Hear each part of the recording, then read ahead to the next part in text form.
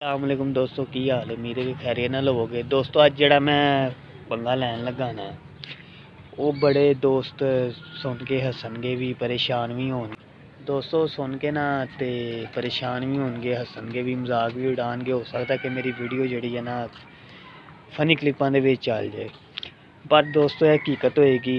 इंशाल्लाह जड़ा ना लकवे वाले कबूतर नूं फर्क पिया करेगा।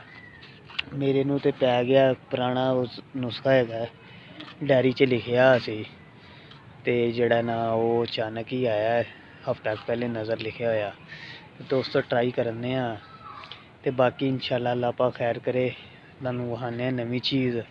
ते मेहरबानी चैनल नूं सबसक्राइब करेआ जे तुहाडे परिंदिਆਂ ਨੂੰ आराम आए ते फर्क पवे।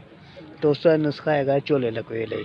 झोले लकवे लई मैं तकरीबन कोई 90 रुपए ले कैप्सूल, उस तो बाद ईवीओन ते कैप्सूल बड़ा कुछ दिता है, पर ना मादी नूं फर्क नहीं सी पैंदा।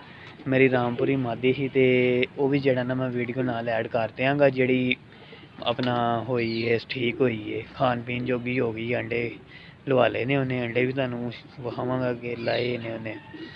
ते दोस्तों बड़ियां छावां दित्तियां ने, बड़े पैसे रोड़े ने लकवे झोले वास्ते, पर फर्क नहीं पैंदा। ते पुराना नुस्खा आया बाहर, डायरी चो नज़र आया। हकीम साहब सन बड़े पुराने, उन्होंने नुस्खा दिता ही कि भी यह काम करना तो कबूतर सैट हो जाएगा। चलो दोस्तों तुहानूं करके विखाने। बाकी मजाक उड़ाया जी, जो कुछ मर्जी करा जी, वो तुहाडी मर्जी होएगी, पर जैनवन परिंदे नूं फर्क पैंदा। लो दोस्तों यह मती हैगी जी, यह खुद खा पी रही है माशाल्लाह। आप जड़ा ना पोट भर के दाना खांदी है ते इंडिया ते जाके बहंदी है। दोस्तों तुहाडा एक परिंदा 10,000 रुपये वाला है, ठीक है। उन्होंने तुसीं दवाइयां वगैरह देंदे हो, नहीं ठीक होंदा, बस जिंदा ही है, हत्थ ना खवाना पियाना। ते उस तो बाद जड़ा ना ब्रीडिंग दे कम्म ना किसी होर कम्म। ते जे वो इस नुस्खे दे उत्ते इस काबल होइए कि खान पीन आप लग जे, ब्रीडिंग करन लग जे, ते अग्गों दी नस्ल टुर पवे, होर की चाहिदा। ते पैसे भी कोई नहीं, फ्री दा नुस्खा है, कोई कुछ नहीं करना। ए देखो तेरे सामने चोग रही है। दोस्तों पानी आप पी रही है, ए देखो।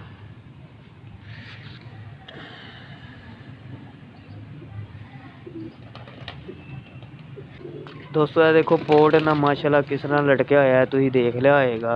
ते इन्हें हुण खा पी लिया, इन्हें जाके अंडियां दे भी बैणा। ए देखो। अस्सलाम वालेकुम दोस्तों ए देखो, है मेरी मादी नूं लकवा सी ते माशाल्लाह जड़ा ना इस टाइम है तेरे सामने है। देखो आप चुग रही है, और इन्हें इन्ना शदीद लकवा सी कि कह लो कि आखिरी साह ही सन।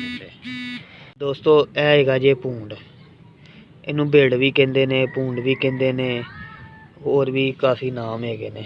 ये दोस्तों उड़दा डांदा है, मार के ते इनू जड़ा ना असी कीता है, मारिया ते ये हुण खुआना कबूतर नूं। ते कबूतर की कंडीशन भी तुहानूं विखावांगे इंशाल्लाह। ए देखो लो दोस्तों यह जड़ा ना सिर्फ गिनती दे जड़ा ना 3 भूंड खुआने ने कबूतर नूं, ते कबूतर माशाल्लाह आप खान पीन जोगा होई है। ऐसे नुस्खे ते तुहानूं खुआ के विखाना वा। ए देखो दोस्तों माशाल्लाह ने पोट भर के दाना खादा है। यह मेरी मादी है, तो यह सिर्फ भूंडा की वजह तो जड़ा ना दाना खान जोगी हो गई है। देखो इस तरह खुआना।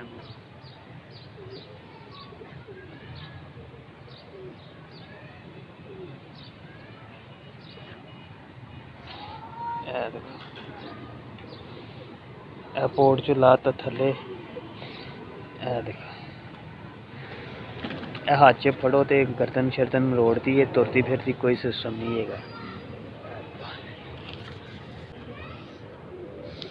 ऐसे भूंडा की वजह तो जड़ा ना खाना पीना शुरू हो गई जी।